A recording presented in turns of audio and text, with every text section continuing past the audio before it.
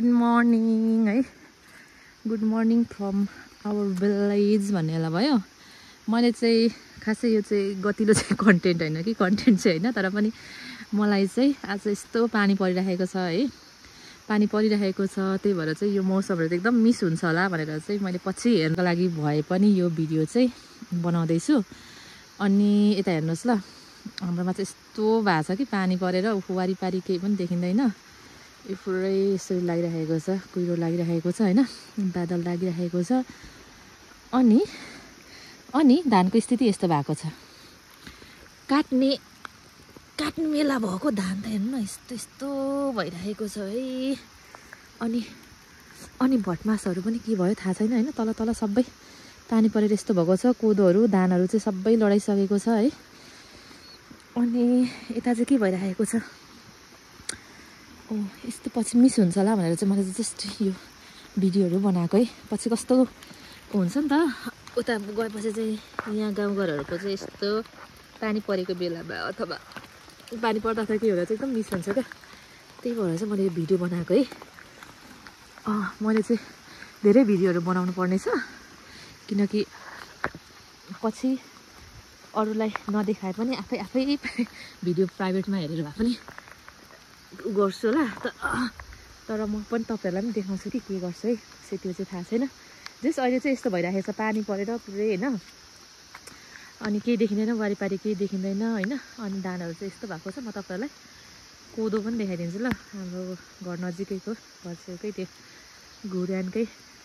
कोदोहरु चाहिँ कस्तो भयो भनेर देखाउँछु है त यस्तो छ धानको बिजको अब कहिले सुकेर धान काट्ने बेलामा चाहिँ पानी पर्यो अब यो फेरि के भन्छ सुकेर मात्रै धान काट्न मिल्छ नि त हिलो भइरहेको छ है यस्तो छ अहिले चाहिँ हाम्रो गाउँको वातावरण चाहिँ वेदर चाहिँ खै कहाँको मनसुन चाहिँ एकदम एक्टिभ भयो भनेर चाहिँ कुन इन्डियन खै के भन्ने पनि भिजेर चाहिँ यस्तो भइरहेछ यो फुल चाहिँ यति फुल्दो रहेछ है यति लङ टर्मसम्म चाहिँ रहँदो रहेछ यो अस्ति म आउँदाखेरि नै फुलेको अझै स्टिल ब्लुमिङ सो ब्युटिफुल्ली हेर्नुहोस् नै यता तलतिर जाऊँ ल यहाँ हेर्नु न कोदोको हालत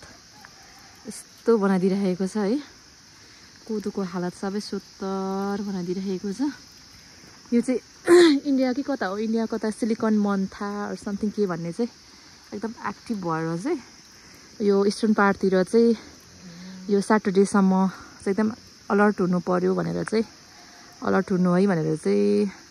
वेदर अलर्ट आइसकेको रहेछ हैन मौसमविदहरुबाट चाहिँ कतै यात्रा नगर्नु भनेर अनि यस्तो छ हालत हाय हाम्रा कोदोको हालत यस्तो भइरहेको छ अब यो काट्नलाई टिप्नलाई मजा आउँछ बसेर टिप्न कोदो चाहिँ मौसम चाहिँ यस्तो मौसम हमारा ये क्या है ये गिरौलाको तरकारी मिठो हुन्छ है मैले टन्न खाइराखेको छु गिरौला टिप्दै खायो फर्सीहरु पनि पाक्न थाल्यो भिज्यो सबै भिज्यो फलफुलहरु यता माथिदेखि अम्बक फलेको देखेर यता आएको है तर यस्तो माथि मात्रै छ यहाँनिर हाम्रो टमाटर यस्तो खालको पातलो खालको भएर चाहिँ सँगसँग हल्ला गर्दैछ है तल यस्तो छ अलैँची बारीहरु यहाँ न अम्बक यहाँ छ नि अम्बक क्यार्नु माथि छ भेट्ने ठाउँमा छैन त्यो क्याकहरु यहाँ अम्बक पाएछ मिठो सस्तो छ यहाँ अम्बक खाना त हुन्थ्यो है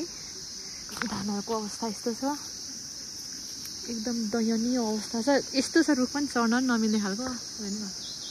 अम्बक त्यहाँ छ क्या खानु चाहिँ पर्ने त्यहाँनिर पनि छ अम्बक पातलो फलेको तर एकदम मिठो छ क्या यो रुखको नि तर खाने टिप्ने ठाउँ चाहिँ यस्तो अप्ठ्यारो छ न हातले समात्छ न चढ्न सकिन्छ माथि हेर्नु न यस्तो छ क्या खत्तम पुक्सेरो यो त काँचो पनि मिठो हुन्छ हौ अम्बकहरु त मलाई त काँचो मिठो लाग्छ यहाँ हेर्नु न फल्दैछ हामी चाहिँ चुचे करेला भन्छ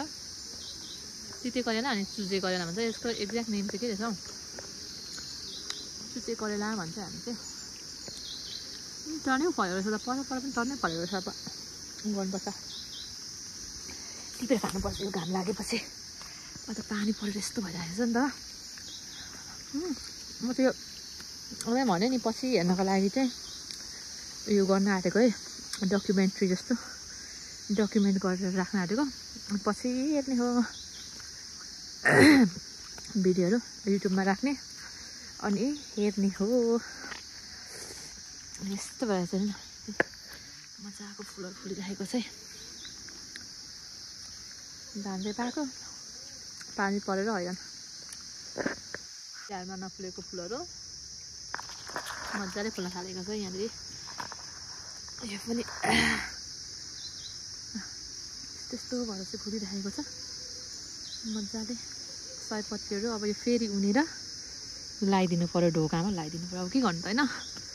अस्ति टाइममा फुलेन अहिले फेरि त्यो मसिनोहरू थियो अहिले त्यस्तो भएर चाहिँ फुल्दैछ बारीभरि फुलेको छ है यहाँ पनि छ पातलो पातलो खालको अझै यो अझै मजाले फुलोस् अन्त सबै लगाइदिन्छु म उनेर फेरि यस्तो भएछ यहाँ त यो चाहिँ यस्तो केतुके फुल कि भन्छ हाम्रो कात्तिके कि केतुके के फुल भन्छ यहाँ चाहिँ नराम्रो फुलहरू चाहिँ धेरै परेछ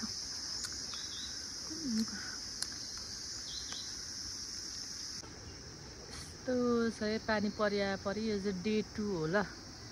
डे 2 को मौसम चाहिँ यस्तो छ के अरे सिलिकन मन्था सिलिकन चाहिँ एकदम एक्टिभ भएको छ यो इट्स बिन 2 डेज यस्तो भइरहेको छ ल हाम्रोतिर चाहिँ पुरै केही देखेको छैन तर हल्का हल्का खोलिरहेको छ है यस्तो भइरहेको छ वाउ यो पारी त कस्तो दामी देखेको यहाँनिर यस्तो गरेर बादलको यस्तो पारीबाट खासै धेरै मेरो मोबाइलमा जुम हुँदैन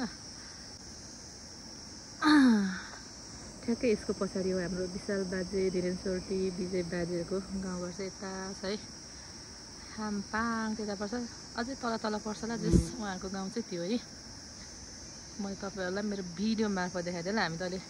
नजिकै बसिरहेका छौँ है वारिपारी बसिरहेका छौँ यस्तो पानी परिरहेको छ है म चाहिँ यसको उसिनेर खानु पर्यो भनेर यसको टिप्न लगाएको क्या अलरेडी तर भइसकेको रहेछ नि त झरेर हेर्नु त भुइँभरि भुइँभरि झरेको रहेछ अन्त माथि पनि छ यो 2-3वटा मात्रै खानु पर्यो कोही खाँदैन म मात्रै खान्छु आछु It's enough for me अझै यस्तो जाडो भएको छैन यस्तो चिसो भइरहेको छैन धानहरूको स्थिति यस्तो छ होइन अझै भोलिसम्म स्याटरडेसम्म पानी पर्छ भनेको छ बिजोग भएर जाडोले खत्तम हुने मौसम छ है अहिले चाहिँ आज स्याटरडे यहाँनिर आज अब चाहिँ पानी पर्दैन होला है शनिबार आज हल्का मात्रै पर्छ होला पानी हल्का हल्का पानी पर्ने भनिरहेको छ जस्तै डे 3 है पानी पर्न सुरु गरेको मम्मी त्यो फुलहरू त गर्नुपर्छ होला अब के अरे टिपेर उन्नुपर्छ होला कि राख्ने कोदोहरूको हालत हजुर डे 3 को मौसम चाहिँ यस्तो छ है त यस्तो छ हिजो चाहिँ मजाले पानी परेको थियो होइन अब आजदेखि चाहिँ सायद पानी रोकिन्छ होला अनि यो पानी परेर चाहिँ हाम्रो गाउँतिर चाहिँ बत्ती हिजो दिउँसोभरि थिएन अनि दिउँसो चाहिँ थिएन तर बेलुकादेखि चाहिँ आइरहेको छ अहिलेसम्म आइरहेको छ सो अब चाहिँ बत्ती चाहिँ जाँदैन होला तर पनि मौसम चाहिँ यस्तो छ है पानी पनि पर्दैन होला होइन सँगसँग ल यस्तो छ है मैले डे 1 देखि डे 2 डे 3 सबै डेको चाहिँ मैले चाहिँ वेदरहरू चाहिँ यसरी रेकर्ड गरेर राखेको ल पछि हेर्नलाई अनि मेरो सँगसँग पनि बोल्न खोज्दैछ आज चाहिँ यस्तो छ अब पानी पर्न छोड्छ होला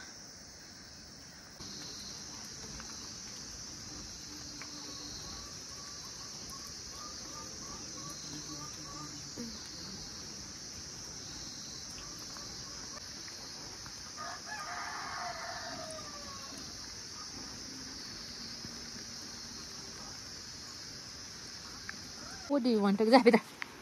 ए अर्को चाहिँ यसलाई ए भागिहाल्यो त नि भाग्यो ल एउटी हिरोइन यहाँ छ नि त उथरा बसिछे अर्कोलाई चाहिँ राख्नु खोजेको भाग्या गयो धान कोदोको गति पानी परेर अझै पानी पर्या यस्तो भएको छ सबै। त्यो पाक्ने बेला त भयो तर सबै लडेर सोत्तर भएको छ है। हाम्रातिर चाहिँ यस्तो भएको छ नि, लडेर खत्तमै भयो। खत्तम भएको छन्। ओ यहाँतिर चाहिँ हाम्रो मम्मीले मकै पनि लाउनु भएको छ क्या कोदो सँगसँगै। त्यही भएर अस्ति यहाँ आउँदाखेरि खाने टाइम भएको होला कि जस्तो लागेको थियो र चेक गर्नलाई आएको यो ठाउँमा चाहिँ म। सरी, यहाँ कहाँदेखि जस्तो लाग्यो सबै उसले खाइहाल्छ। त्यो के भन्छ स्क्वायर जस्तो क्या। यो त कतिले सस्तो छ, स्क्वायर भन्दा ठुलो के भन्छ हो त्यो आउँछ क्या। त्यो चाहिँ पोलेर खानेवाला भएलाई अहिले है बेमौसमी मकै यहाँ पनि छ। लैजानु पर्यो एक बेला राम्रो मकै ल्याएँ सुन्न चाहिँ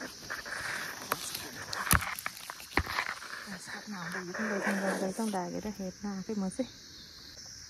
यो के अरे स्क्वायरले सबै यसरी खाइदिन्छ क्या, यसरी खाइदिन्छ क्या। त्यसले मकै भचाइदे है, खाने ठिक्क बेला भएको रहेछ सबै। त अरू पनि छान्दा त धेरै एक दुईवटा त भएको छ जस्तो लाग्यो। अलिक राम्रो चाहिँ लिएर आउन आँटेको।